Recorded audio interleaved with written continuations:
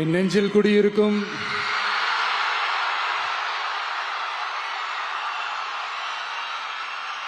கரூர் சொந்தங்கள், உங்கள் அனைவருக்கும் என்னுடைய வணக்கம்.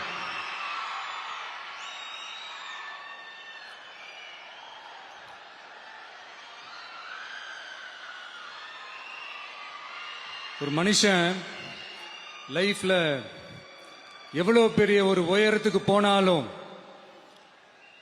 மனசளவுல சில வலிகள், காயங்கள், அதை மறக்க முடியாது இல்லையா?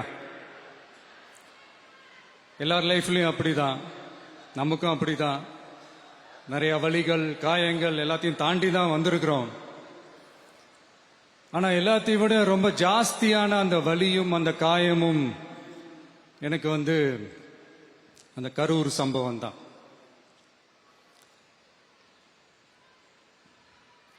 மக்களை சந்திக்கணும், மக்கள் பிரச்சனைகளை எடுத்து பேசணும். அதுக்காக தான் அந்த மக்கள் சந்திப்பு பயணத்தை தொடங்கி திருச்சி, அரியலூர், நாகப்பட்டினம், திருவாரூர், நாமக்கல், கரூர் அப்படின்னு சொல்லிட்டு போயிட்டு இருந்தோம். அரியலூர்ல அந்த மீட்டிங் முடிச்சுட்டு பெரம்பலூர் போறதுக்கு முன்னாடி அந்த பெரம்பலூர் போலீஸ் எங்களை அலர்ட் பண்ணாங்க. சரிங்க, கூட்டம் கொஞ்சம் ஜாஸ்தியா இருக்கு, லேட் ஆயிடுச்சு, வராதீங்க அப்படின்ட்டு. So we had no choice. Police சொன்னா நம்ம அதை ஒபே பண்ணி தானே ஆகணும். அதே நேரத்தில் பெரம்பலூர் மக்களோட அந்த சேஃப்டியும் மைண்ட்ல எடுத்துக்கிட்டு ஒரு மன வலியோடவே திரும்ப போயிட்டோம்.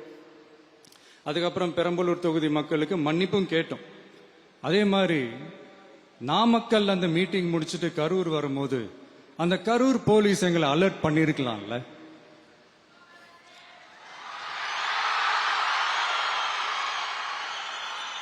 இல்ல சார், இங்க எதிர்பார்த்ததை விட கொஞ்சம் கூட்டம் அதிகமா இருக்கு, கண்ட்ரோல் பண்ண முடியல, வராதீங்க. அண்ட் போலீஸ் நினைச்சா அவங்க அந்த மீட்டிங்கே கேன்சல் பண்ணலாம். ஏதோ தப்பா இருக்கு, ஏதோ தப்பா தோணுது அப்படின்னு நினைச்சிட்டாலே they have all the rights to cancel the meeting. எங்ககிட்ட கேட்கணும்லாம் ஒன்றும் அவசியமே கிடையாது. ஆனா அதையெல்லாம் எதுவுமே செய்யாம அந்த ஹைவேல இருந்து அந்த ஸ்பாட்டுக்கு போலீஸே எங்களை உள்ள கூட்டிட்டு வந்து விட்டு அந்த நாடகம்லாம் இருக்கு பாருங்க.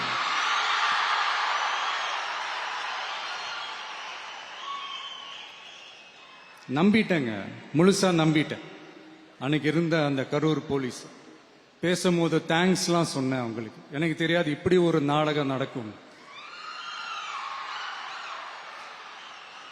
இதுக்கெல்லாம் யார் காரணம்? இதெல்லாம் யார் சொல்லி செஞ்சது? இப்படி பண்ணுங்க, அப்படி பண்ணுங்க, சப்போஸ் அப்படி நடந்தா இப்படி பண்ணுங்க, சப்போஸ் இப்படி நடந்தா இந்த மாதிரி இன்ஸ்ட்ரக்ஷன்ஸ் எல்லாம் கொடுத்து அந்த பிரஷர் போடுறது யாரு?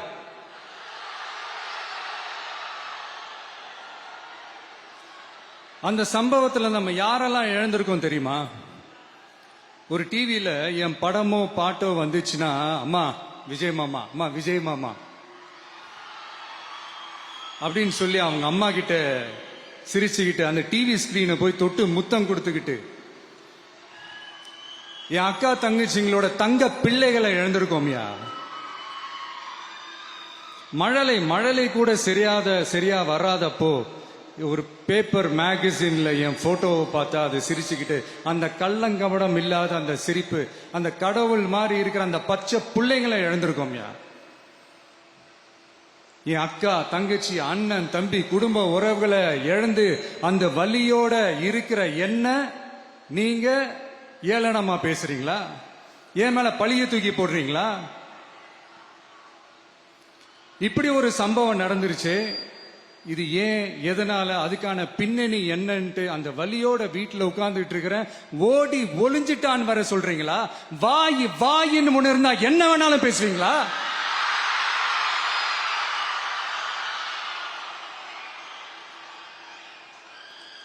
மக்களே, நான் உங்களையே கேட்கிறேன். அன்னைக்கு அத்தனை கிரௌட் இருந்துச்சு, அந்த கிரௌடுக்கு தகுந்த மாதிரி போலீஸ் பாதுகாப்பு கொடுத்தாங்களா?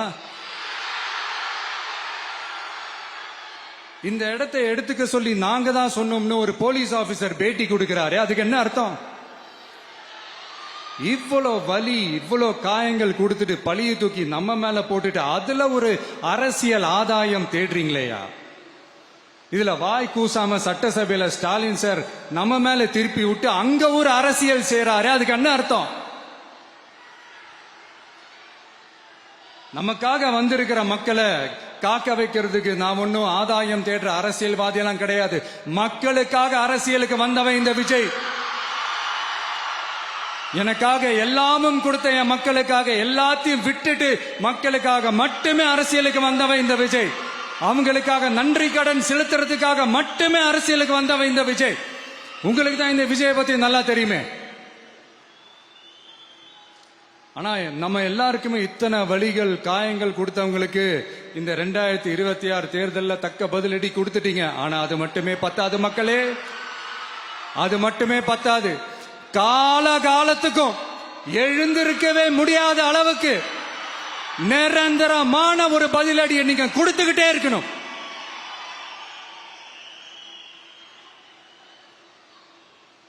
இப்படி எல்லாம் பண்ணா நான் மக்களை விட்டு ஓடிடுவேன் நினைப்பா? யார் என்ன ஓடினாலும் நான் மக்களை விட்டு எல்லாம் ஓட மாட்டேன். அன்னைக்கும் சொன்னேன், இன்னைக்கும் சொல்றேன், நாளைக்கும் சொல்றேன், தில்லா சொல்லுவேன், கெத்தா சொல்லுவேன். பணமா ஜனமா அப்படின்னு கேட்டா என் ஜனம் தான் எனக்கு முக்கியம்.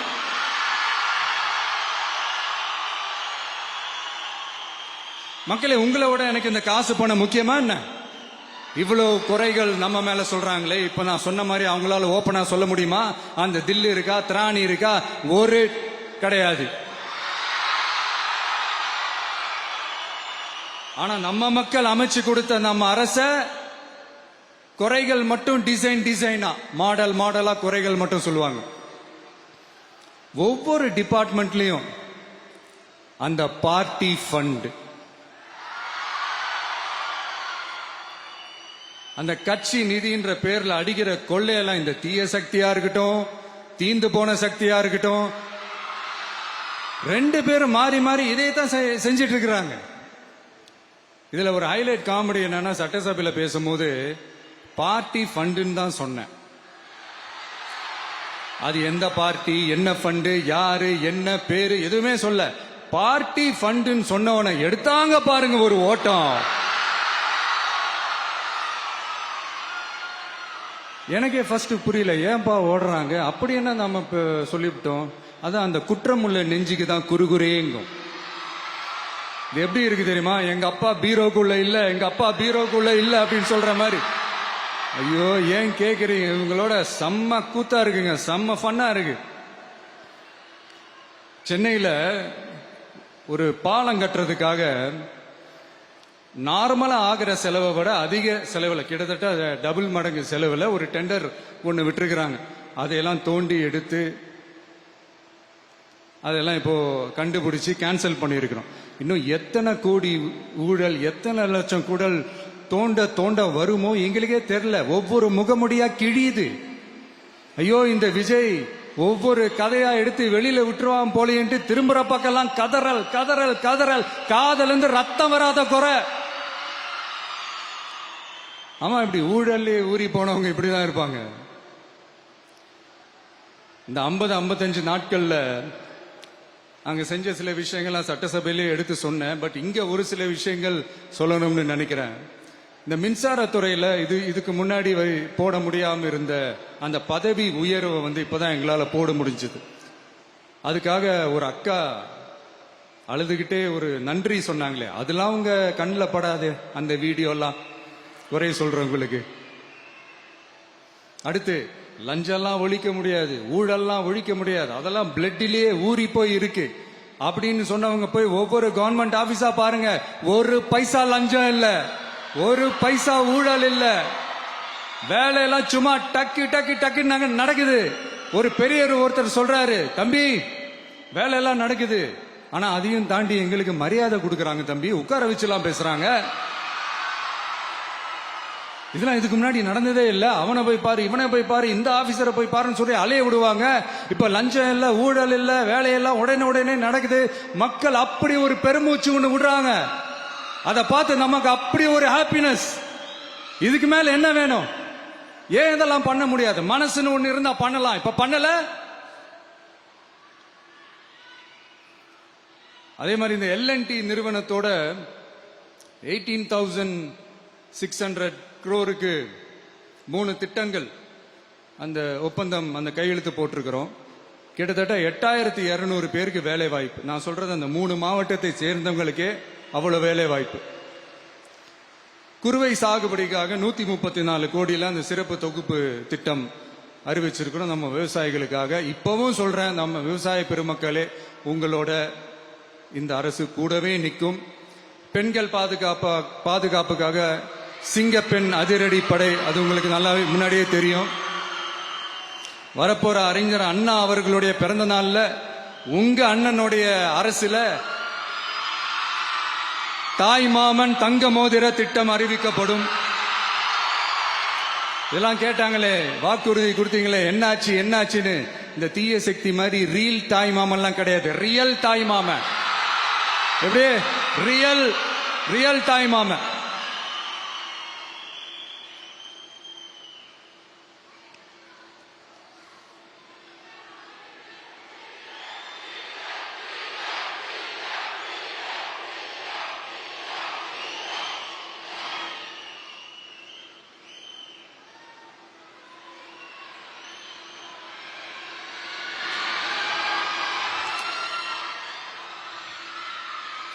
இந்த தீய சக்தியை பத்தி, அவங்க நிர்வாகத்தை பத்தி ஒரு வெள்ளை அறிக்கையை ஒன்று வெளியிட்டோம்ல, அது ஷார்ட் அண்ட் ஸ்வீட்டா சொல்லணும்னா, ஒரு ஓட்ட பாத்திரத்துக்குள்ள தண்ணி ஊத்திக்கிட்டே இருந்திருக்கிறாங்க. பாத்திரம் எம்டியாவே இருந்திருக்கு, ஆனா ஊத்தின தண்ணி தான் எங்க போச்சுன்னு தெரியல. கடவுளுக்கு தான் வெளிச்சம். அது மாதிரி இப்ப நம்ம சொன்னதெல்லாம் சும்மா ஒரு சாம்பிள் தான். இன்னும் வரப்போற நாட்கள்ல உங்க அரசனுடைய அந்த விஸ்வரூபத்தை நீங்க பாப்பீங்க. அடுத்து வாயத் தொடங்க சிஎம். அடாடா, உங்க சிஎம் நெஞ்சிலேயே குத்திட்டு வந்தீங்க பாருங்க, அதெல்லாம் வேற லெவல். பேசுங்கன்றீங்க, பேசுனா எந்திரிச்சு ஓடிடுறீங்க. இனிமே பேச ஆரம்பிக்கிறதுக்கு முன்னாடி என்ன பண்ணணும் அப்படின்னா, ஒரு நண்பர் ஒருத்தர் சொன்னார், மாண்புமிகு பேரவைத் தலைவர் அவர்களே, எல்லா டோரையும் இழுத்து லாக் பண்ணுங்க அப்படின்னு சொல்லிட்டு தான் பேச்ச ஆரம்பிக்கணும் போல் இருக்கு. ஏன்னா பேசிக்கும் போதே எந்திரிச்சு ஓடிடுறாங்க. 5 நிமிஷம் பேசினதுக்கே குளத்தூர்ல கொத்து பரோட்டா போட்டாங்க. இதுக்கு மேல பேசினா மொத்தமா முடிஞ்சிடும், பாத்துக்கங்க. நாம அரசியல் பேசினா விஜயெல்லாம் அரசியல் பேசலாமா அப்படிங்கிறது. சரிப்பா, நமக்கு எதுக்கு வம்பு, நம்ம பாட்டுக்கு நம்ம வேலையை பார்ப்போம், எதுக்கு அவங்கள பத்தி பேசிக்கிட்டு அப்படின்னு இருந்தா விஜய்க்கு அரசியலே பேச தெரியல அப்படிங்கிறது. இப்படியே மாறி மாறி மேகதாது அணையை பத்தி என்ன தெரியும், விஜய் அதை பத்தி பேசல. இப்படி நம்ம அரசியலுக்கு வந்ததுல இருந்தே ஒரு கூட்டம் குறை மேல குறையா சொல்லிக்கிட்டு, பாட்டுக்கு பாட்டு கச்சேரி எங்களுக்கும் பண்ண தெரியும், பண்ணலாமா? இந்த மேகதாது அணை சம்பந்தமான அந்த வழக்குல தமிழ்நாட்டோட பெட்டிஷனை சுப்ரீம் கோர்ட் எப்போ ரிஜெக்ட் பண்ணுச்சு? அப்ப யார் ஆட்சியில் இருந்தா? ஏன் ஒழுங்கா வாதாடல? நீங்க ஒழுங்கா வாதாடி இருந்தீங்கன்னா அதை ரிஜெக்ட் பண்ணிருக்க மாட்டாங்கல்ல. ஏன் ஸ்டாலின் சார் வேணும்னே விட்டுட்டாரா? ஏன் இப்படிலாம் கேள்வி கேட்கலாமா? இப்படிலாம் கேள்வி கேட்டாதான் மேகதாது அணையை பத்தி பேசினதா அர்த்தமா? ஏன் அந்த ஸ்டேட் சிஎம் பேசுறாரு, நீங்க ஏன் பேசல? அப்படின்னா நம்ம ஸ்டேட்டோட உரிமையை எங்க நிலைநிறுத்தணுமோ அதுக்காக வேலை பார்க்கறது மட்டும்தான் முக்கியம். சும்மா சவால் விட்டுக்கிட்டு சீண்டி பார், நான் யார் தெரியுமா, தொட்டு பார், இப்படிலாம் பேசிக்கிட்டு இருந்தா வேலைக்கு ஆகாது. சும்மா பேசி பேசி பிரச்சனையை வளர்த்துக்கிட்டு யார் மேலே அது பழிய தூக்கி போட்டுட்டு அப்புறம் மக்களை அம்போன்னு தெருவில் விட்டுட்டு இப்படிதான் ஒரு அரசியல் பண்ணணும்னா அந்த அரசியல் நமக்கு தேவையும் இல்லை, அதை நம்ம செய்யவும் போறதில்லை. Talk less work more mode தான், அதுதான் நம்ம பாலிசியே. அதனாலதான் சட்டசபையில அந்த அரசினர் தீர்மானம்னு சொல்லி ஒன்று கொண்டு வந்தோம். அது எப்படி டு டேக் இட் ஃபார்வர்ட், எப்படி கொண்டு போகணுமோ அதை சரியா செய்வோம். சென்ட்ரல் கவர்மெண்ட்ல இருந்து அந்த டீலிமிட்டேஷனை திரும்ப கொண்டு வர போறதா ஒரு பேச்சு ஒன்று அடிபடுது. யார் என்ன டீலிமிட்டேஷன் கொண்டு வந்தாலும் தமிழ்நாடு அது ஒத்துக்காது. நமக்கான இடத்தை யாரும் பறிக்கவும் முடியாது, அது பறிக்கவும் விட மாட்டோம். இப்படி நாம இருக்கும் போது இந்த தீய சக்தி திமுக எங்க போய் நிக்குது, யார் கதவை தட்டிக்கிட்டு நிக்குது, அது உங்களுக்கே நல்லா தெரியும். மக்களே, இந்த தீய சக்தியும் தீந்து போன சக்தியும் வேற வேறலாம் இல்ல, கூட்டு களவாணிங்க. சொல்ல முடியுமா அவங்களால? எங்களுக்குள்ள ஒட்டும் இல்லை, உறவும் இல்லை, அறிவிக்க முடியுமா? நிரூபிக்க முடியுமா? இந்த வரப்போற இடைத்தேர்தலில் அதை நிரூபிச்சு காட்டுங்க, அப்புறமா பேசுங்க. மக்களை, என் மனசை விட்டு கரூர் எப்பவும் நீங்கவே நீங்காது. நமக்கு ஏற்பட்ட வேதனையான சம்பவத்தை, நமக்கு எதிராக நடந்த சதிய சூழ்ச்சிய இனி வர்ற ஜெனரேஷனும் அவங்களுக்கு தெரியப்படுத்தணும்ல. அதுக்காகவே இனி ஒரு அரசியல் சதிய, அரசியல் சூழ்ச்சிய யாரும் யோசிக்கவே கூடாதுன்றதுக்காகவே கரூர்ல ஒரு நினைவு சின்னத்தை நம்ம டிவிகே சார்பா அமைக்கப்படும் அப்படின்றத அறிவிக்கிறோம். அப்புறம் கரூர்ல இருந்து ஒட்டுமொத்த தமிழ்நாட்டு மக்களுக்கும் சொல்றேன், உங்க டிவிகே அரசு உங்களுக்காகத்தான் உழைக்கும். அடிப்படை வசதிகளை முதல்ல நிறைவேற்றணும். ஒரு பக்கம் நிதி நிலைமையை சரி செஞ்சுக்கிட்டே, இன்னொரு பக்கம் அப்படியே நாம சொன்னதுல பிரையாரிட்டி பார்த்து ஒவ்வொன்னா படிப்படியா நிறைவேற்ற ட்ரை பண்ணுவோம். இது எப்பவும் உங்களுக்கான அரசா தான் இருக்கும். இந்த விஜய் உங்க விஜயா தான் இருப்பான். நீங்க உரிமையோட உங்க கவர்மெண்ட்டை நீங்க அணுகலாம். இந்த தீய சக்தி ஆட்சி முடிஞ்சு பொட்டிக்குள்ள போனதுல இருந்து என்னென்னமோ பண்றாங்க, இது ஏதோ பேசுறாங்க, சோஃபாங்கிறாங்க, வாஷிங் மெஷினுங்கிறாங்க. இந்த அரசியல் வியாபாரம் பண்றதுக்கான அந்த வெண்டிங் மெஷினே அவங்க தான். யாரு? இந்த திமுக. இதுல நம்மளை பார்த்து வாஷிங் மெஷினுங்கிறாங்க. எலெக்ஷன்ல ஓட்டுக்கு காசு கொடுக்கிற அந்த கலாச்சாரத்தையும் அந்த கல்ச்சரை அடிச்சு நொறுக்கி இருக்கிறோம். எலெக்ஷன்லயே அப்படி வேலை பார்த்த நாம, நமக்கு எதுக்கு இந்த குதிரை, கழுத, ஒட்டக பேரெல்லாம்? மக்களின் பக்கம் அப்படி இருக்கும்போது நமக்கு எதுக்கு இந்த பேரெல்லாம்? இந்த திருட்டு திமுக ஆட்சியை வச்சுக்கிட்டு ஊரடிச்சு ஒலையில போட்டு இந்த கொள்ளையை அடிச்சதுனாலதான் உங்க கரூர் கம்பெனி ஓனர் ஒருத்தர் எங்க எங்க இருக்காருன்னே தெரியாம ஓடு ஓடு ஓடு ஓடு ஓடு ஓடு ஓடு ஓடு வராம் பாரு வேட்டக்காரன் ஓடினே இருக்கிறாரு. இன்னொருத்தர் ஃபாரின்ல போய் ஒளிஞ்சுக்கிட்டாரு. ஃபாரின் ஸ்டாலின் சார் நினைச்சிட போறீங்க, அவர் இல்ல. எனக்கு எப்பவுமே ஸ்டாலின் சார் மேல ஒரு தனி பாசம் ஒண்ணு உண்டு. அவர் கிடையாது, இவர் வேற. சிங்கப்பூருக்கு செக்கப்புக்கு போனார்ல அவரு. இன்னும் தோண்ட தோண்ட எத்தனை பேர் மாட்ட போறாங்களோ தெரியல. உங்ககிட்ட யாராவது லஞ்சம் ஏதாவது கேட்டாங்கன்னா கொடுக்க முடியாது சொல்லுங்க, நான் இருக்கேன் உங்களோட. அப்படியே யாராவது ஃபோர்ஸ் பண்ணாங்கன்னா, இது எங்க மகன், எங்க புள்ள, எங்க அண்ணன், எங்க தம்பி, எங்க விஜய், எங்க விஜயோட ஆட்சின்னு ஸ்ட்ராங்கா சொல்லுங்க. மக்களை, நீங்க கூட இருக்கும் போது லஞ்ச ஊழல் மட்டும் இல்ல, அதிகாரத்தை வச்சு ஆட்டம் போடுற யாரா இருந்தாலும் அடங்கிடுவாங்க. இந்த கடமை, கண்ணியம், கட்டுப்பாடுன்ட்டு ஒரு காலத்துல கொள்கையோடு இருந்த கட்சியெல்லாம் இன்னைக்கு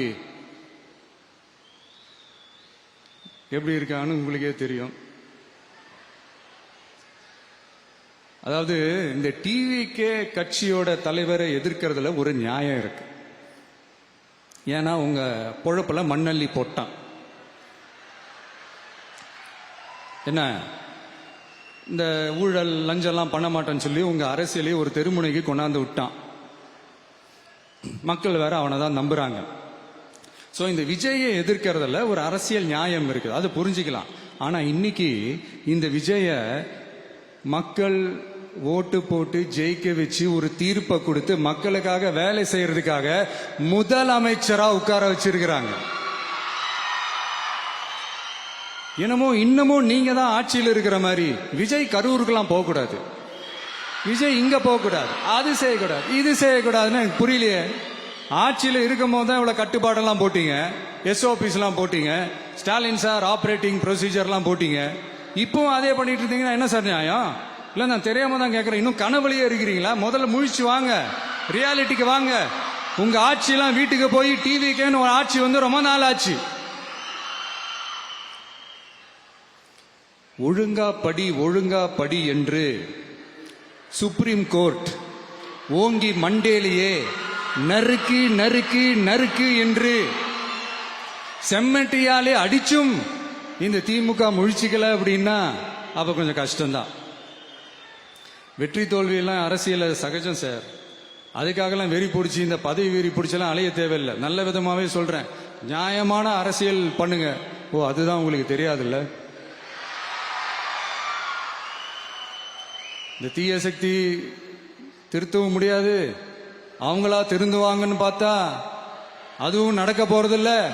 அதனால வரப்போற இடைத்தேர்தல மக்களே, இந்த தீய சக்தி திமுகவை நல்லா வெச்சு வெளுத்து விடுங்க. கான்பிடண்டா இருங்க மக்களே, நல்லதே நடக்கும், வெற்றி நிச்சயம். மீண்டும் சந்திக்கும் வரை நன்றி, வணக்கம்.